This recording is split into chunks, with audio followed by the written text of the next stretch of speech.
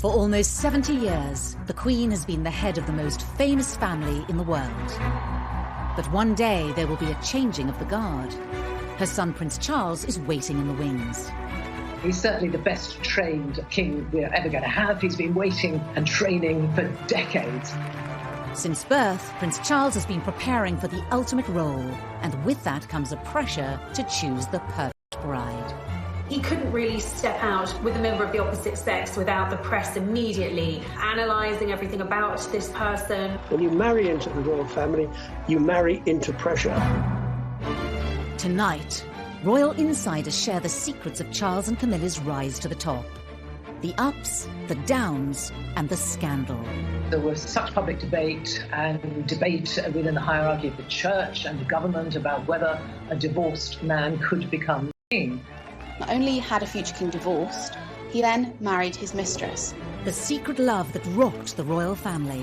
The Camilla affair did huge damage to Prince Charles's standing. They no longer trusted him, and many people didn't want him to be the future monarch. But have Charles and Camilla finally won the public's affection? Ladies and gentlemen, I'm going to say a few brief words. It's hard to imagine that when Camilla was the most reviled woman in Britain, that today she is wife of our future king. Once young lovers, now 50 years later, are they ready to rule together? Charles was born very simply to be king. I think he's strong enough and positive enough, with Camilla by his side, to make a very positive, good king. The story, as will be written in the history books, will be a great love story. In 21st century Britain, appearances from Prince Charles and Camilla, the Duchess of Cornwall, are a cause of celebration for many.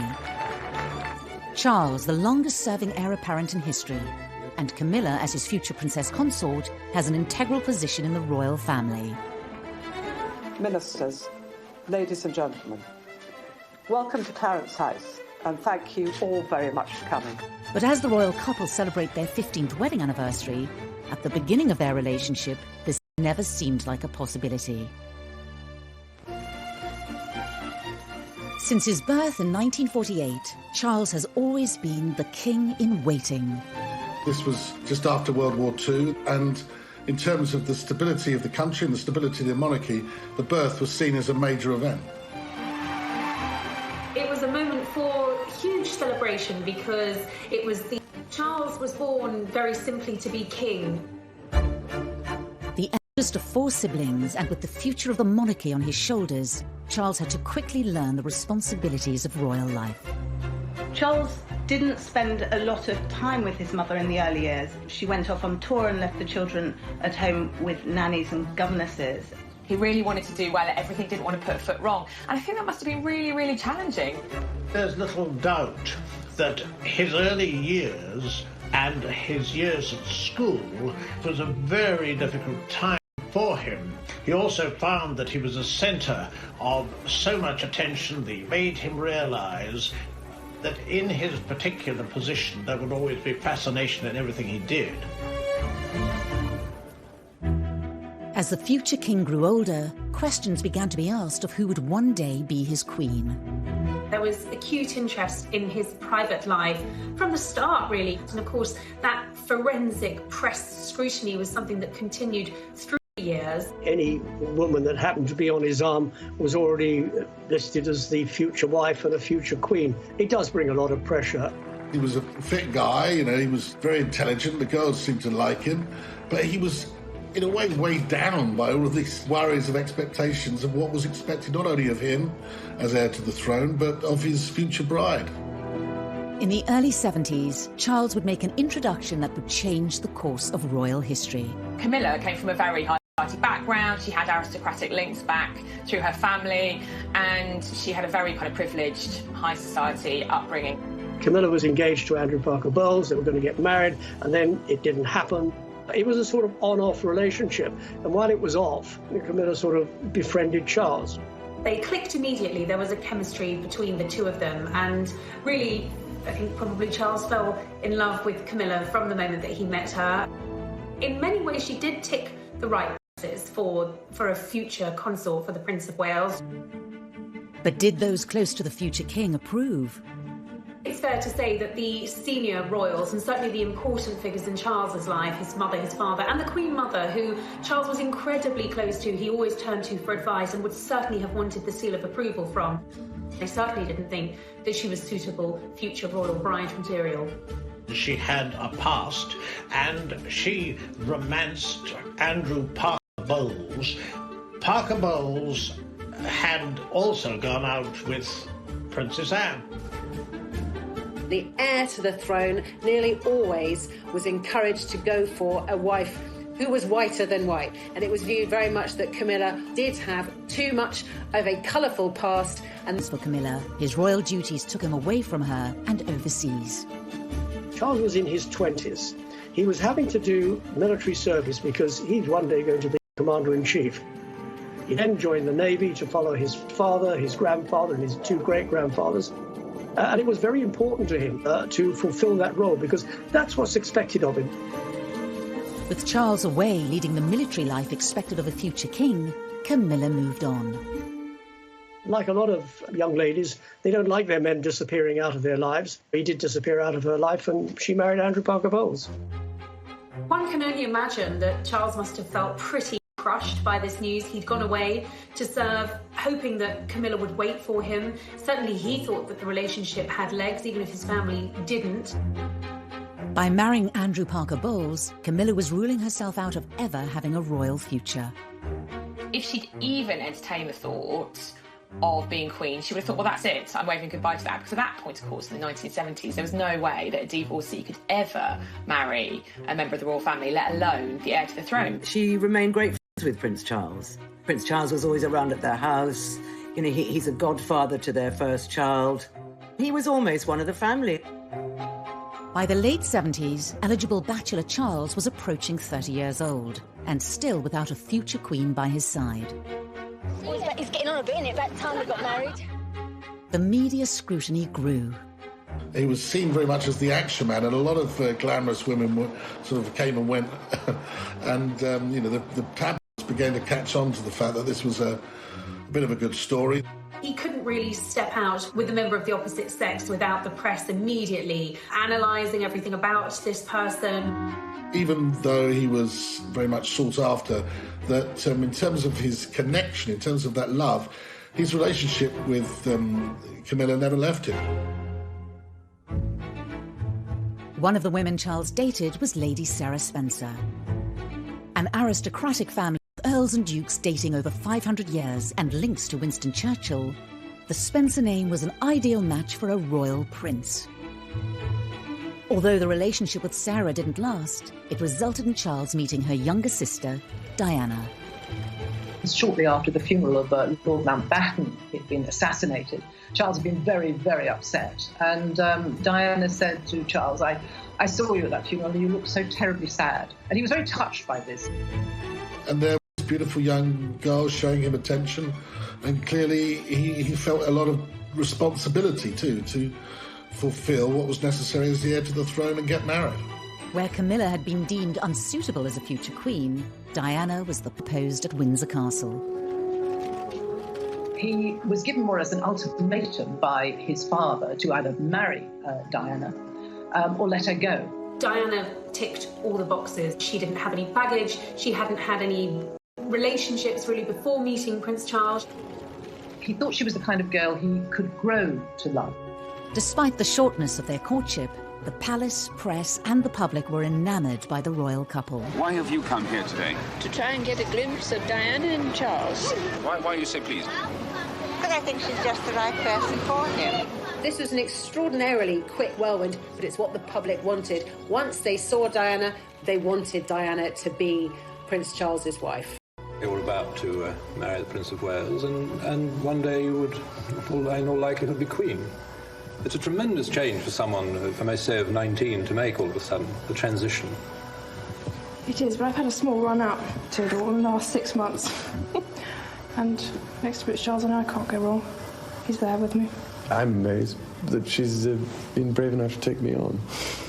Shockingly, they'd only met a dozen times before they married. They didn't know each other at all. And I suppose in love. Of course. whatever in love means. Most of the world thought they were looking at the future king and queen of Britain. Everybody likes to think when they get married that they're going to be married for life. It's a fairy tale. I saw for myself, they were in love with each other at the beginning, but somewhere along the line, it collapsed.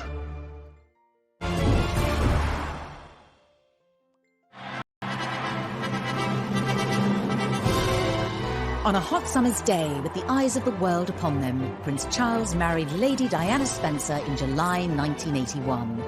The event was watched by 750 million people worldwide. This was a thing of fairy tales. She was so young, so beautiful. Here he was, the future king. It seemed to be, from the outside looking in, a marriage made in heaven. The feeling was electric from one end of the United Kingdom to the other, from north to south, from east to west. The United Kingdom was granted a national holiday to mark the wedding of the heir to the British throne, who was marrying somebody many thought to be the perfect future queen.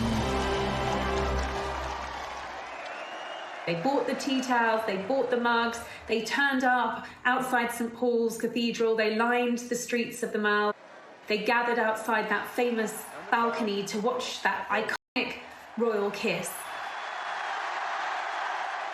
When the truth was somewhat different. Behind closed doors, marries into the royal family. When you're born into the royal family, you grow up with that pressure. When you marry into the royal family, you marry into pressure. Diana told me much later in one of our private conversations that she had felt like a lamb to the slaughter as she walked up the aisle, which is very sad, but I think she knew that things weren't quite right. And when she saw Camilla in the congregation, was immediately uneasy about it. Most were unaware that Charles and Camilla had remained in close contact. Charles was so close to Camilla that he brought her a bracelet that was engraved with their initials, which Diana found. She was enraged by it. She knew who it was for, and she wanted to know why he was giving this token to Camilla. Camilla's presence was even felt on the couple's 2-week honeymoon, when Charles was spotted wearing a set of personalised cufflinks. Almost unbelievably, Charles wore cufflinks, the C and C, meaning Charles and Camilla. They didn't have anything in common. They didn't seem to be able to talk to each other.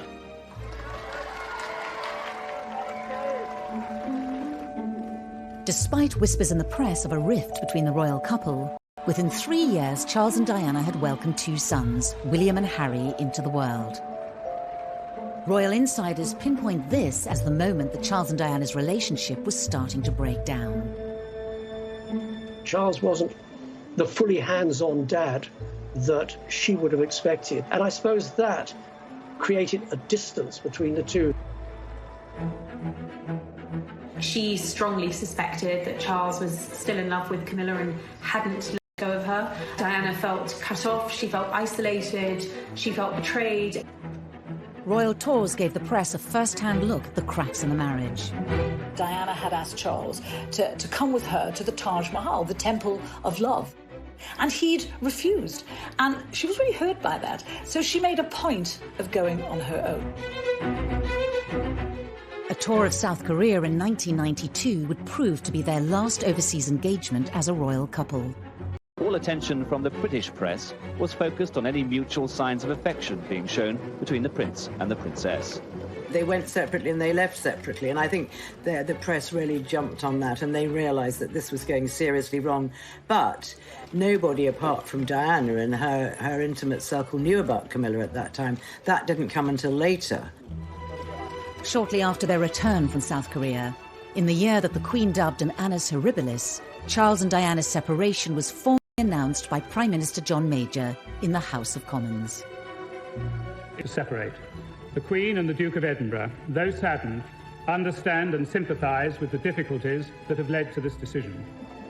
Charles and Diana were told to continue to carry out royal engagements separately. Diana remained living in Kensington Palace, whilst she also kept her title Princess of Wales. Their Royal Highnesses have no plans to divorce, and their constitutional positions are unaffected. At that stage, bizarrely, they said it doesn't change anything, that she's still destined to be the Queen, which was a bizarre thing to say when you look back at it now. Despite them no longer being a couple, divorce wasn't an option for the heir to the throne. Charles, as the heir to the throne, is the future head of the Church of England. The thought that someone who was going to be head of the Church of England could ever be divorced was complete no-no. The heartbroken public were unaware of the reasons behind the separation of their future king and his queen. What do you think of the news today that she's going to live separately from Prince Charles? She's not. That's the first time I've heard that. First time I've heard that. At that point, there were whispers within the palace, within the press, but nobody really had the full story. But within months of Charles and Diana going their separate ways, leaked phone calls seemed to publicly confirm Camilla's relationship with the future monarch. Tabloid newspaper had somehow managed to get access to conversations between the future king and his lover, Camilla Parker Bowles, which were at best described as intimate, although I'm sure the Queen probably had other choice words for the conversations that were leaked. This, after all, is the future king, someone the nation needs to look up to have the utmost respect for. And here he is, on tape, speaking to his lover, telling her that he wishes he could be a Tampax. The revelations proved devastating for Prince Charles, whose press image had been at an all-time high just a decade earlier. Prince Charles was in Shetland today, doing his best to look as if personal problems were the last thing on his mind, and he avoided all questions about the Camilla Gate tapes. The Charles-Camilla Gate was catastrophic, and it was the beginning of the public's absolute hatred of Camilla, and his standing plummeted as well. People thought he was ridiculous, they thought he was cruel, they deemed them both to be incredibly cruel to have done this to Diana. The leaked tapes were the beginning of a public feud between Charles and Diana, later dubbed the War of the Waleses. Charles and Diana fought each other using friends in the press. This was open warfare. In a rare television interview appearance, Prince Charles sat down with broadcasters. Mrs. Parker Bowles is a great friend of mine. I have a large number of friends. I'm terribly lucky to have so many friends who I think are wonderful and make the whole difference to my life, which would become intolerable otherwise. And she has been a friend for a very long time. During the unprecedented documentary, Prince Charles publicly confirmed for the first time that he'd been unfaithful to Diana. Dickie Arbiter was Prince Charles's press secretary at the time. And I warned them at the time, it would have to be warts and all. You cannot deny anything, you cannot leave anything out, and nothing was left out, because Jonathan Dimbleby asked the Prince of Wales about extramarital relationship. Did you try to be faithful and honourable to your wife when you took on the vow of marriage? Yes, absolutely. And you were? Yes. Until it became irretrievably broken down. He admitted that he had been unfaithful, although he said not until his own marriage had irretrievably broken down, both of us having tried. But that was the headline: Charles admits adultery. To go from a wink, wink, nudge, nudge, such and such member of the royal family has got mistresses on the side or, is having affairs, was quite different to actually hearing from the future monarch, I have been unfaithful to my wife, and my wife is Diana, one of the most popular women on the planet. He was very upset with the negative press, as anybody would be, and it was very negative. It was very vicious. Less than a year later, Diana, still with her Princess of Wales title, retaliated with a revelatory BBC Panorama interview with Martin Bashir. It was an absolute secret. No one knew about this. Very few people within the BBC knew it was happening. I certainly didn't know, as the BBC's royal correspondent, until 24 hours before it was going to go out. In the hour-long interview, Diana laid bare details of her marriage, as well as confirming that Charles had been having an affair with Camilla. Your husband renewed his relationship with Mrs. Camilla Parker Bowles. Were you aware of that? Yes, I was. But I wasn't in a position to do anything about it. A husband who was having a relationship with somebody else? Was a husband who loved someone else, yes. You really thought that? Mm-hmm. I didn't think that, I knew it. There were some terrifically damaging assertions in there. I think the more damaging in the eyes of the palace was that she questioned Prince Charles's desire and ability to be king. Do you think Mrs. Parker Bowles was a factor in the breakdown of your marriage? Well, there were 3 of us in this marriage, so it was a bit... After the Panorama interview, and she was very contrite, she was very sorry that she had done it, but why had she done it in the first place? It was all this sort of attacking each other, getting back at each other. The scandal rocked the royal family. This is not what the monarchy is supposed to be about, and it had become a complete soap opera. The Camilla affair did huge damage to Prince Charles's standing amongst his people, amongst his subjects, the British public. They felt that he had acted disgracefully towards Diana. They no longer trusted him, and many, many people didn't want him to be the future monarch. In the midst of the public chaos, Camilla's marriage to Andrew Parker Bowles also came to an end. Up until that point, Andrew was more than happy to let Charles and Camilla's affair go on, providing it was in private. As soon as it came out into the public and he was presented as this injured party, he couldn't let it go on, and the couple filed for divorce. Could Charles's reputation ever recover? Had his affair with Camilla ended all hope of them ever being together? By this stage, of course, there was no prospect of her, realistically, as it was seen at that time, of ever becoming Charles's wife. Charles became very well aware that if he was ever going to regain those things, respect, trust, authority, leadership, it was going to be a slow road back to recovery.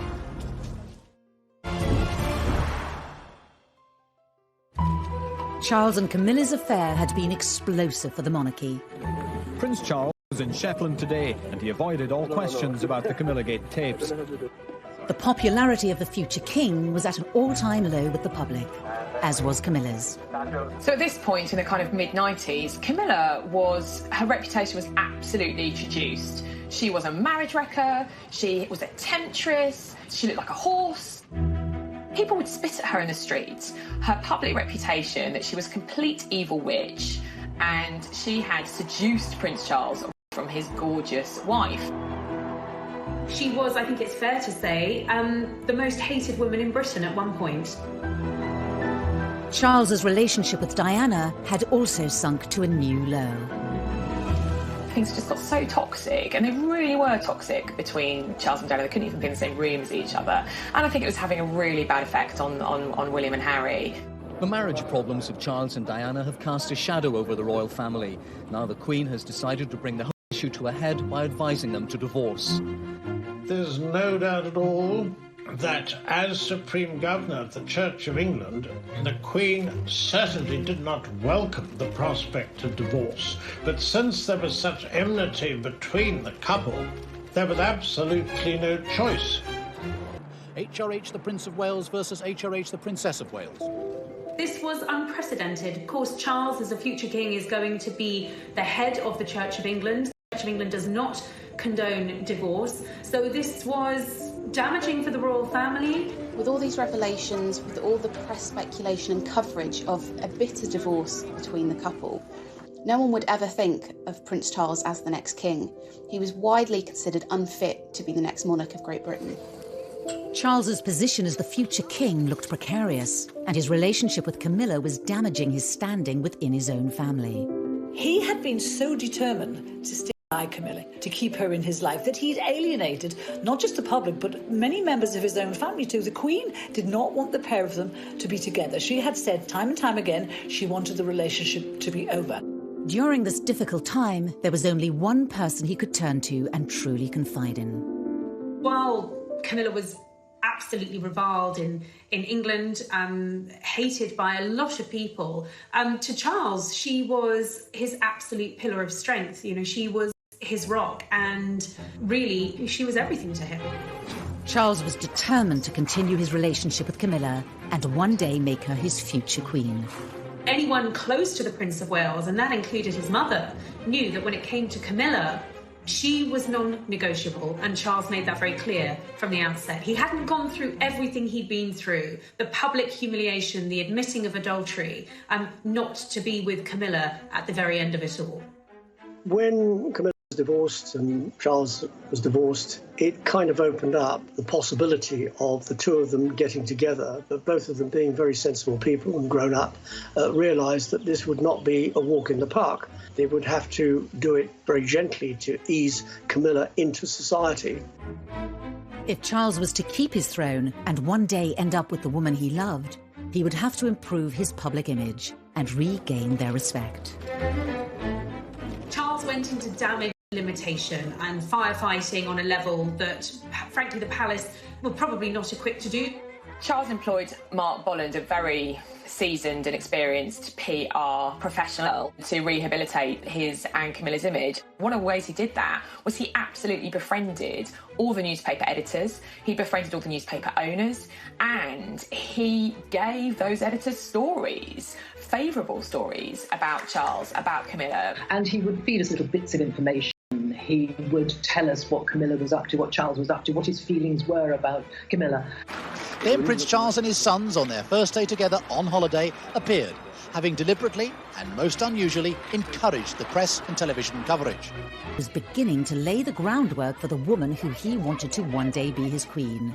But in 1997, tragedy struck. We have reports from Paris that Diana, Princess of Wales, has been killed in a car accident.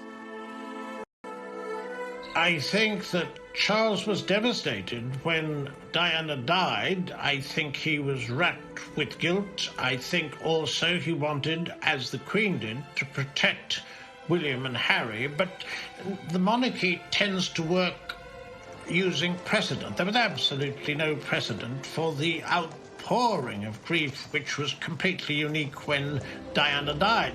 But there's no question that Charles' attempts to get the public on side with Camilla were obviously set back. In the face of this national tragedy, it looked like the British public would never accept Camilla as part of the royal family. I think that after Diana's death, I mean, Camilla was abused in the street, was yelled at, she had nasty letters written to her. It was really difficult for her. The size of the challenge that was facing Charles and Camilla was immense, and many people thought it was impossible. People thought if they wanted to be together, they would have to be together abroad, that it could never, ever happen within the United Kingdom. A year after Diana's death, Charles restarted his campaign to introduce Camilla as the woman who would one day stand beside him. But he was met with strong opposition. The Queen was quite clear that she was not going to meet Camilla. She didn't want to hear about Camilla, and it was still a name that really wasn't widely spoken in palace corridors. She, as constitutional monarch, felt she should uphold the standards that she'd adhered to all her life, and should she accept that her divorced son should be with a divorced woman? Should she condone this relationship? Was that what her faith, her religion, she's very religious, would guide her to do? The Queen may have been having doubts, but on Charles's staff, it was decided that they needed to forge ahead with introducing Camilla to the great British public and bring her out into the open as Charles's partner. There was an attempt to do it at the wedding of Santa Palmer Tompkinson, and her mum, Patty, was Camilla's best friend. So they were going to try and be together there, but that couldn't happen either because they decided they would upstage the bride. And that wasn't fair. There had been suggestions that the Prince and Camilla Parker Bowles would take the opportunity to go public with their relationship. But she joined other guests well before him, looking relaxed and... The couple were invited to the birthday party of Camilla's sister Annabelle, to be held at the Ritz Hotel in London. It was seen as the right opportunity to give the British public their first glimpse of Charles with his future consort Camilla by his side. It was dubbed Operation Ritz. I remember being in the newsroom, and it was a cold day in January, and rumours started to knock about that something was going to happen down at the Ritz, and that maybe we were going to get sight of Charles and Camilla together for the first time. Mark Bolland was giving sort of the nod and the wink that actually we ought to get our ladders down there. So I said to the news desk, right, get the ladder down there. Well, there were 200 cameras there, I think. Charles and Camilla emerged. She was wearing a very neat little black coat, and I remember she had a beautiful choker on at the time. And they stood and they posed for photographs, and those photographs went around the world, and that was the beginning of trying to get the public to like them. Of course, it's only a picture, but last night's coming out was symbolic. Whatever people think about Camilla and Charles, they're telling the world we're a couple, and you better accept it. This was a big statement. Camilla was going to have some sort of formal role in the future, because there she was on the arm of Prince Charles, very officially his date for the evening. This really felt like a turn in the road. Suddenly, Camilla wasn't just Charles's mistress. Now she was his companion. Now the press had their first picture of them, it was down to the Queen to give the relationship the seal of approval. In 2000, she agreed to attend a birthday party for King Constantine of Greece, to be held at Charles's home, Highgrove. So on the guest list was Camilla. It seems Camilla's friendship with King Constantine of Greece, seen here at his daughter's wedding, was crucial to her inclusion on the guest list for his 60th birthday party today. The Queen, it seems, made a very deliberate decision to attend.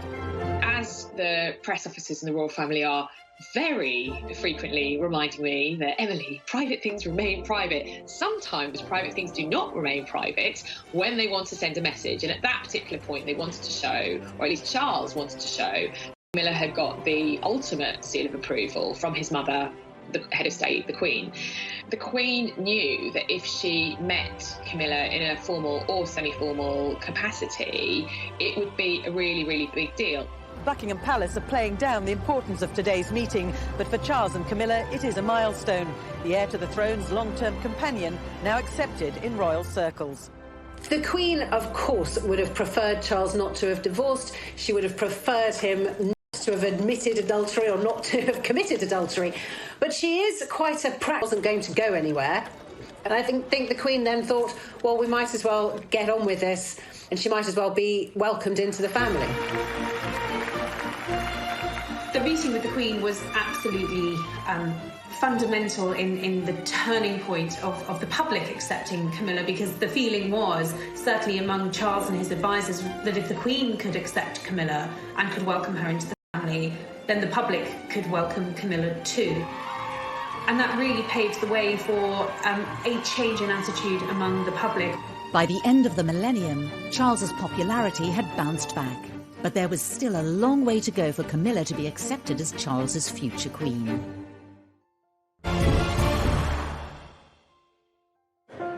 As king-in-waiting, Charles will not only inherit the throne one day, but also become supreme governor of the Church of England.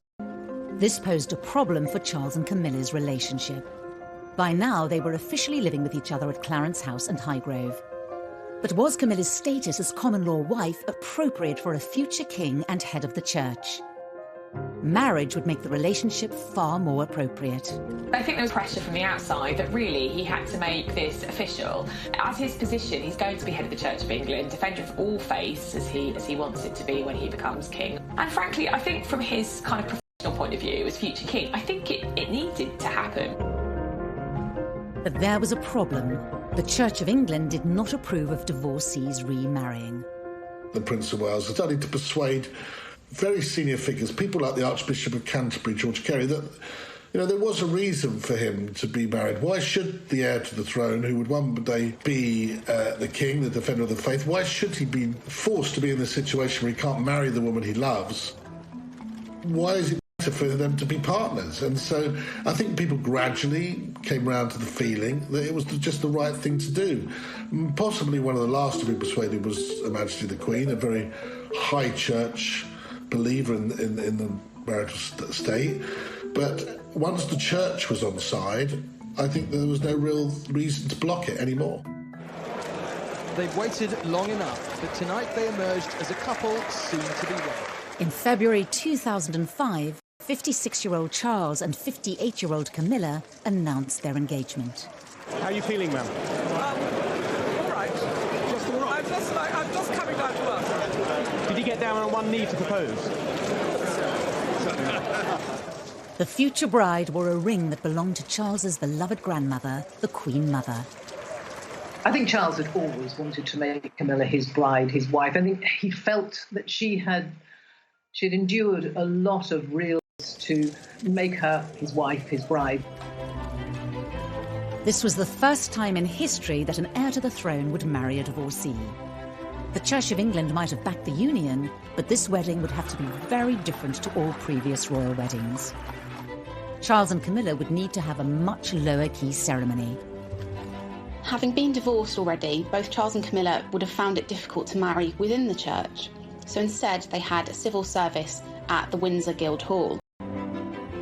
This would be the first large-scale event with Camilla at the centre of royal life, and Camilla was nervous at the potential public reaction. She was terrified no one would come. She was terrified she'd be booed. And I remember seeing film footage at the time, about 6 a.m, and there was no one on the streets of Windsor. It was freezing as well, I remember. It was a really, really cold day. She must have been terrified that no one would be there. And, you know, I think as a journalist, I was looking at it thinking the only reaction to this is going to be national apathy, which is kind of almost as bad as protests. However, by 10:30, the streets were thronging with people. As the Prince and his bride were being driven the short distance from Windsor Castle to the Guildhall this morning, history prepared to record a royal marriage without precedent. TV cameras filmed the moment when Charles and Camilla arrived at the registry office in Windsor for their historic marriage. The ceremony was attended by William, Harry, Camilla's children, and a few friends. The Queen, as head of the Church of England, did not feel that she could attend, but she did join the couple for a blessing at St George's Chapel afterwards. The first time the public got to see the Queen really close to Camilla was when Charles and Camilla came out of St George's Chapel after the blessing of their wedding ceremony. And there was a picture that didn't appear to be staged. It seemed very, very natural, but there was Camilla by the Queen's side, Queen looking very happy, very relaxed, and, well, Charles looking like the happiest man on earth, because I think on that day he probably was. And she looked gorgeous. I mean, she looked fantastic in the outfit with that beautiful dress and the headdress. And I thought that she looked the best, she'd ever looked, really. And I think people really at that time thought, well, why shouldn't these two, who were the picture of happiness, who had this long, long love affair on and off over many years, why shouldn't they find happiness? Camilla was now officially part of the royal family. The palace announced that she would be called Princess Consort when Charles becomes king.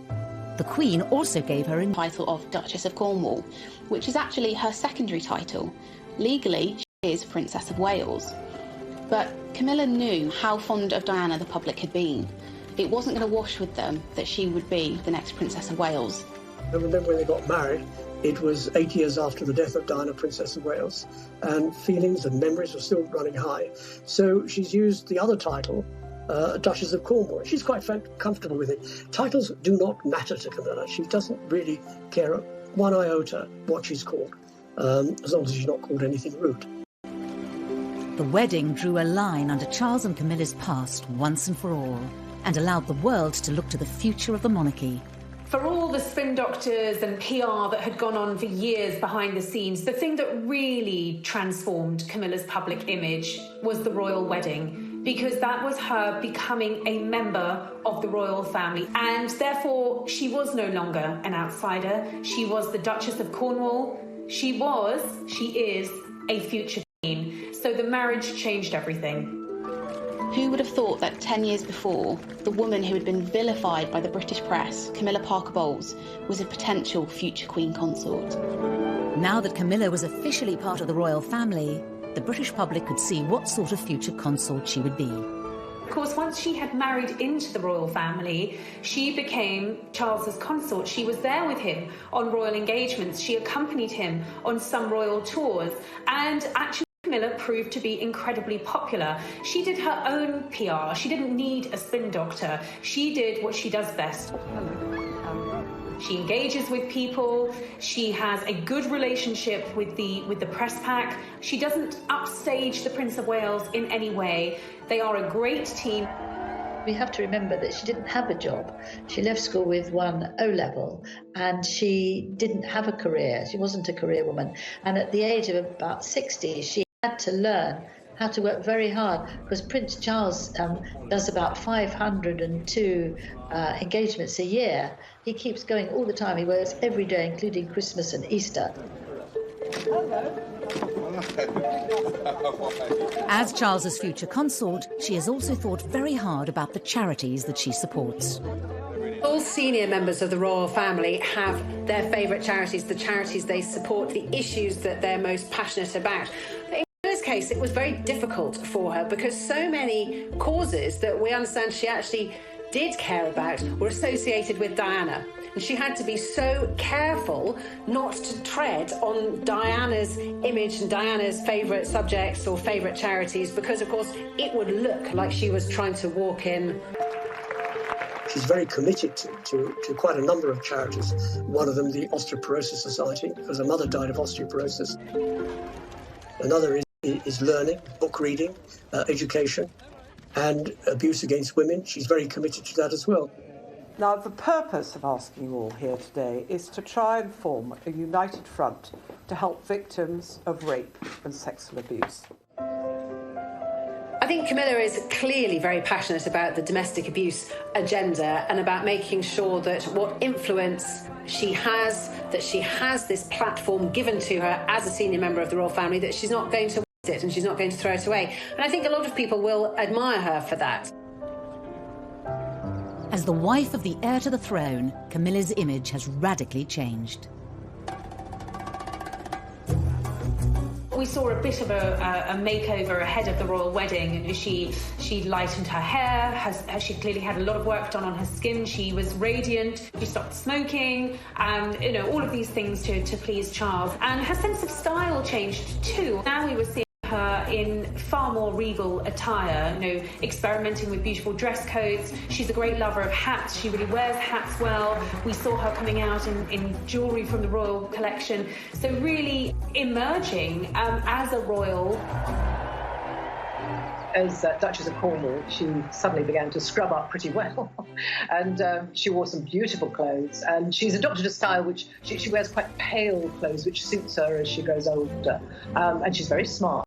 I dare say behind doors, she probably actually still puts on a pair of wellies and some smelly old jeans and really enjoys dressing down. But she also dresses up very well indeed now. Over the past 2 decades, Camilla's relationship with the Queen has also transformed.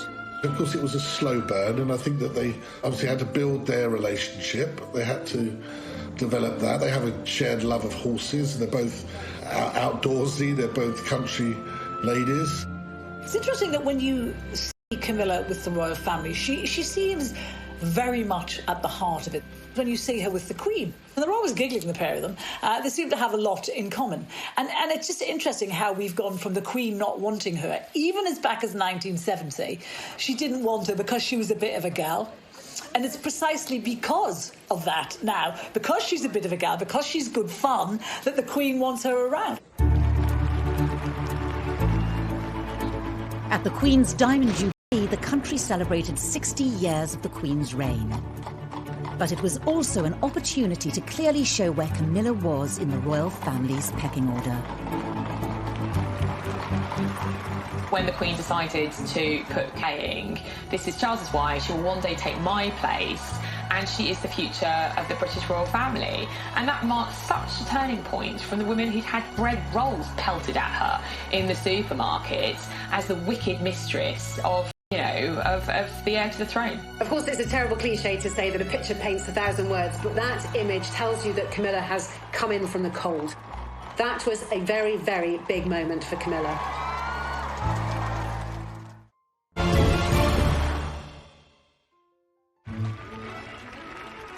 By the time of her wedding to Prince Charles in 2005, Camilla Parker Bowles' journey from royal mistress to royal wife had been extraordinary. Labelled a marriage breaker by the press and reviled in public, she had fought hard to win her place next to Prince Charles. Whatever people think about Camilla and Charles, they're telling the world we're a couple. Despite her place in the nation's affections and the approval of the Queen, she still had to convince the hardest judges of all. the rest of the royal family, and in particular, Princes William and Harry. Camilla's relationship with William and Harry has always been quite tricky. Diana obviously painted Camilla as the marriage wrecker. For the Prince of Wales, the first proper meeting between his son William and his longtime friend Camilla Parker Bowles was obviously a significant event. The princes were in their mid-teens when their father's relationship with Camilla became public. Harry refused to see her to start with. Harry wears his heart on his sleeve. He was in his teenage rebellious phase, smoking dope and kind of getting into trouble. But with children of her own, Camilla was well placed to tackle the unique challenges of being stepmother to William and Harry. In the early years after Diana's death, all those boys had was Charles. And we all know Charles was emotionally stunted. So they would have needed a woman to talk to sometimes. And I suspect Camilla was very good at fulfilling that role. William first spent half an hour with Camilla, it's now emerged, and they've got together again since. She knows that she's not their mother. She's never tried to step in and be their mother. She has been there to support them when they've needed that support. So what was, in the early stages, a very difficult relationship has grown to become a very close one. It is amazing how close we've become, you know, I mean, ever since our mother died. She's a wonderful woman, and she's made our father very, very happy, which is the most important thing. William and I love her to bits. 10 years before Camilla married Charles, it was inconceivable that William and Harry would have accepted her into their family. But both princes would themselves bring new people into the royal fold, Kate and Meghan. As a royal outsider herself, Camilla had great empathy for both young women. For Kate in particular, Kate didn't know how to be royal, so she would have felt like an outsider. And in those early days, she was pursued by the paparazzi, by the press. The new bride has experienced it at first hand. She, not William, will be the focus of attention. While Camilla, she knew how it worked, and she was in a very good position to give Kate advice. To the royal wedding, she took Kate for lunch, I think, just to sort of settle nerves and give some good stepmotherly advice. She has been there for the Duchess of Cambridge. just over 6 years after William and Kate's wedding, Prince Harry announced his engagement to Meghan Markle. Royal watchers talked of her as someone quite unlike the other members of the family, but she had much in common with her future husband's stepmother. In many ways, Camilla had paved the way for Meghan, in the sense that they were both divorcees, neither of them were royal, but I think Meghan took any criticism of her position personally. Camilla would have been there to tell her not to take it personally, and that this is just what happens when you're an outsider. Throughout her life with Charles, Camilla has always maintained an upbeat public persona in the face of criticism. It's a quality that has rubbed off on Charles. As he edges closer to the throne, Camilla has transformed the way he engages with the public and approaches his duties. I think it's very clear when you look at Charles and Camilla over the last 15 years what a difference she has made to his persona, to his outlook, to his demeanour. We don't want to alarm. He's just clearly a much happier person now. He's relaxed a bit. In 2017, on a trip to Canada, Charles and Camilla visited native communities. One of the things laid on was this Inuit couple who were throat singing.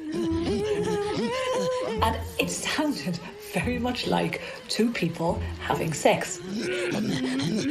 Charles and Camilla were tickled pink by this. They were giggling like a couple of teenagers. And that would never have happened 20 years ago.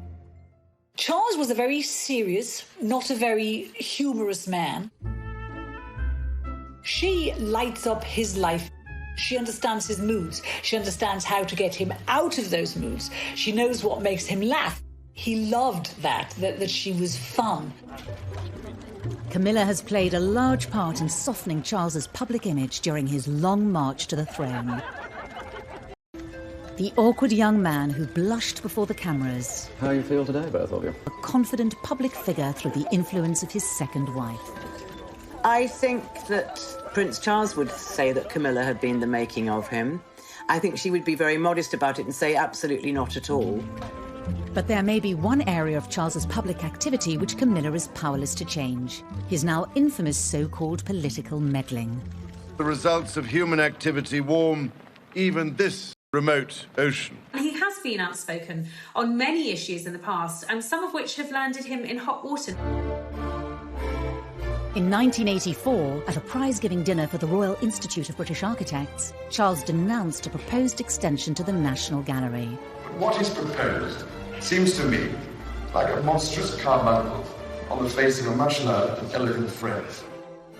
Ever since, Charles has been accused of voicing opinions on areas of British life that some claim he has no right to be involved in. Patients should be able to gain the benefit of the best of both worlds, complementary and orthodox.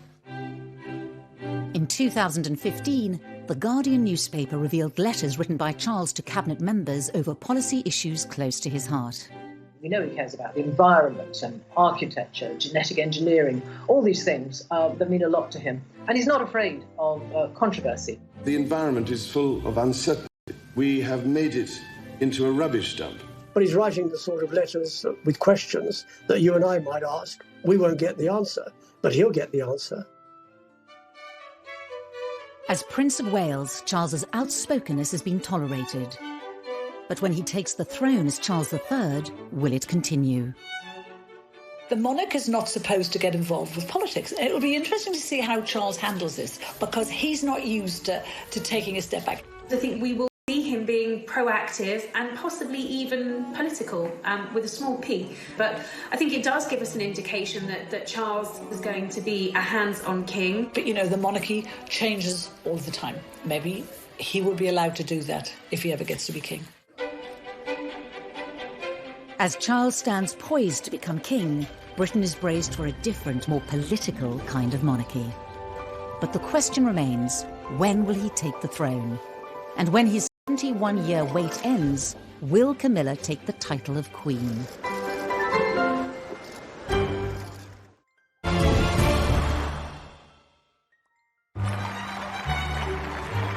Prince Charles is the longest-serving heir to the British throne in history. In 2020, at the age of 71, his wait to become king continues. Yet with Prince Philip, the Queen's greatest supporter, the centre of royal power for Charles to fill. Prince Charles has stepped in where Prince Philip would have been. He now joins the Queen for the Royal State opening of Parliament. It's been suggested that Charles would be the next head of the Commonwealth. This is an occasion to celebrate with renewed pride our remarkable Commonwealth family.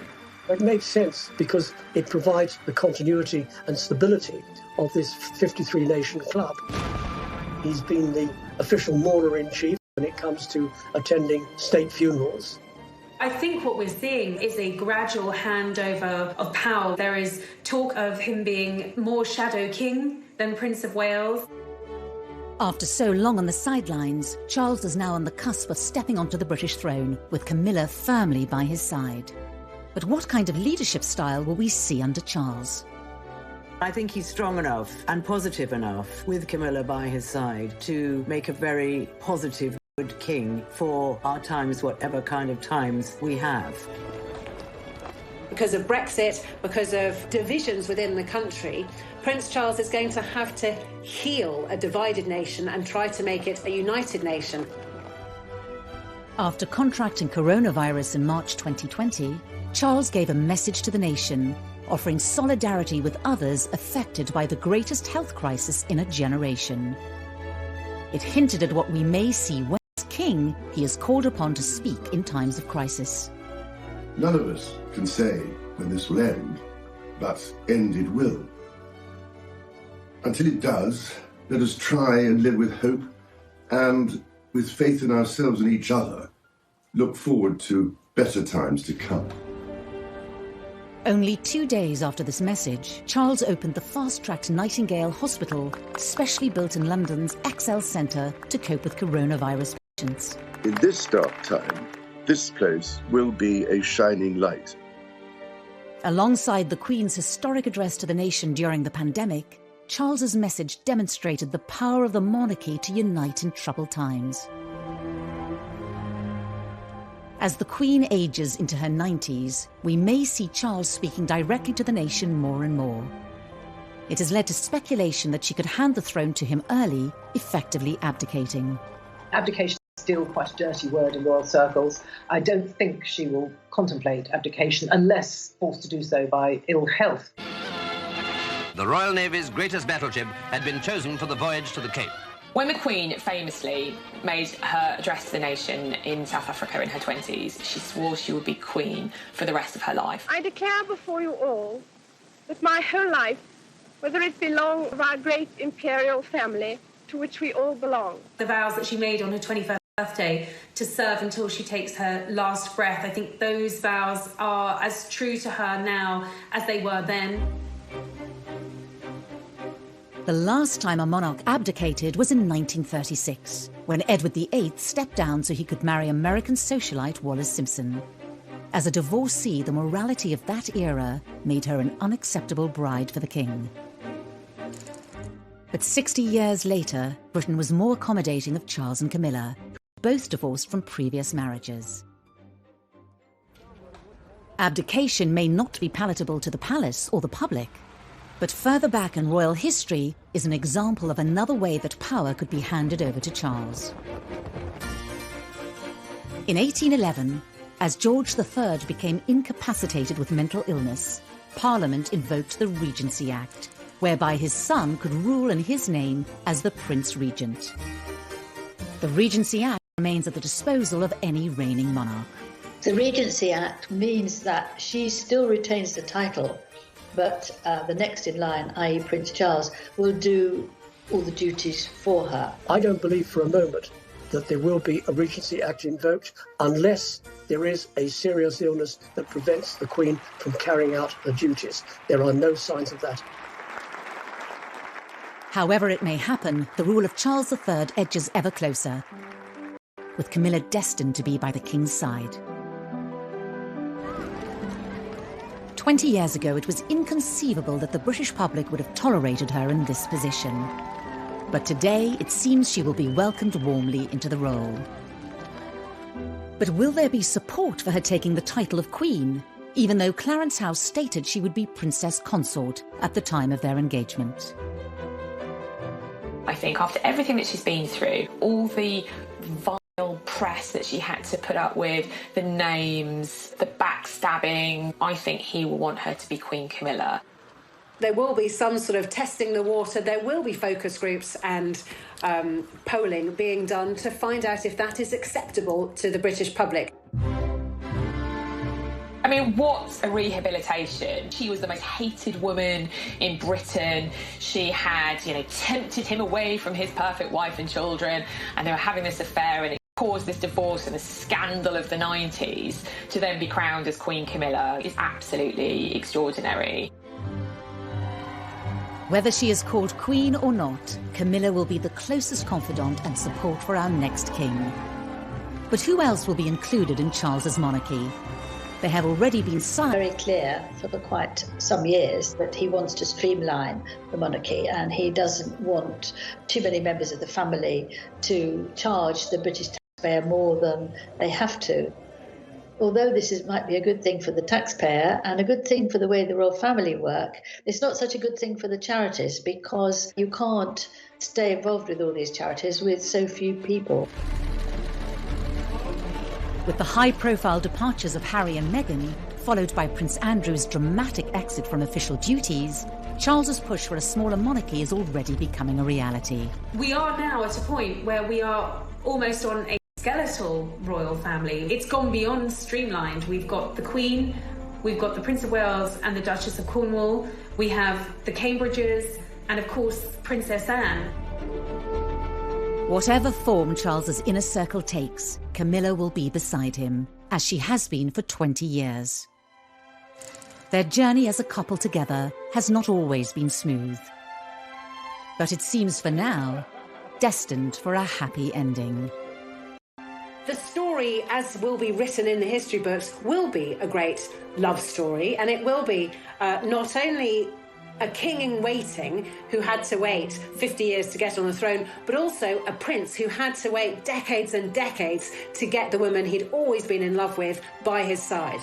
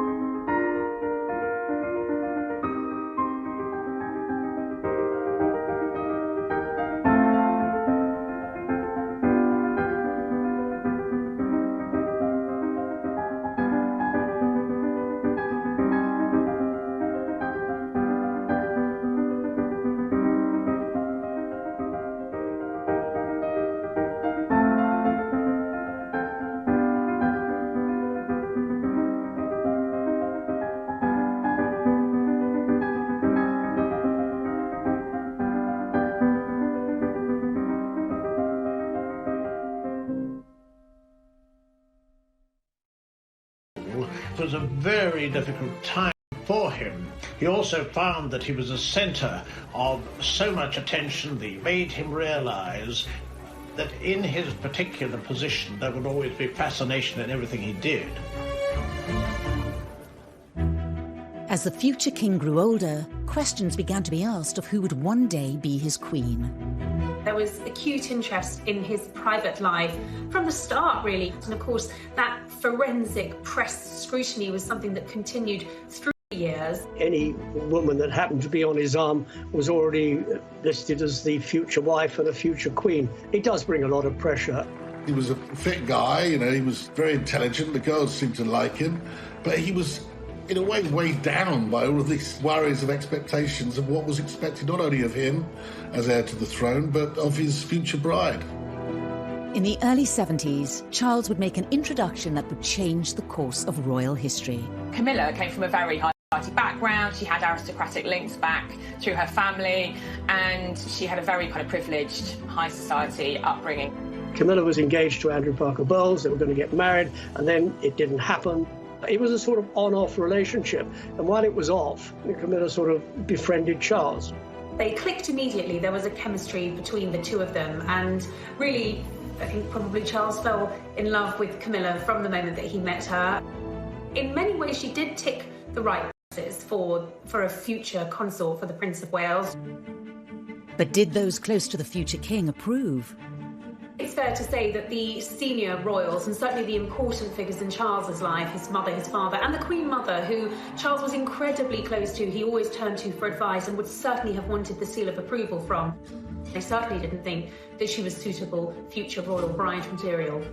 She had a past, and she romanced Andrew Parker Bowles. Parker Bowles had also gone out with Princess Anne. The heir to the throne nearly always was encouraged to go